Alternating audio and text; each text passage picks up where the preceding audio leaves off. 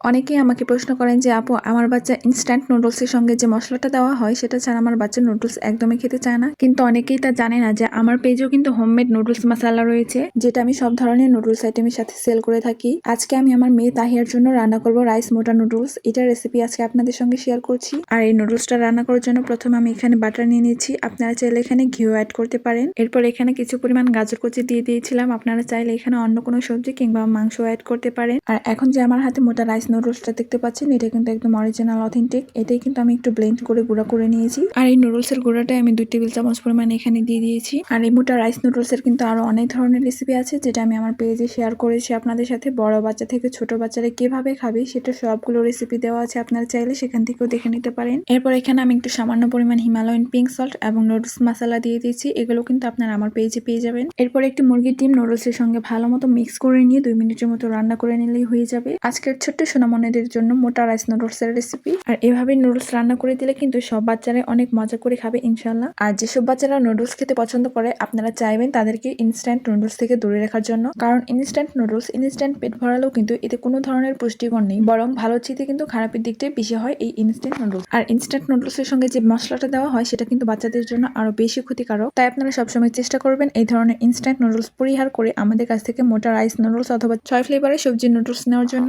আর এই homemade noodles মশলা, Himalayan pink salt, মোটা rice noodles এবং বাটার এই কম্বোটি কেউ নিতে চাইলে কিন্তু ইনবক্সে অর্ডার করতে হবে অথবা হোয়াটসঅ্যাপ, ইমো কিংবা সরাসরি কল করতে পারেন। ধন্যবাদ সবাইকে।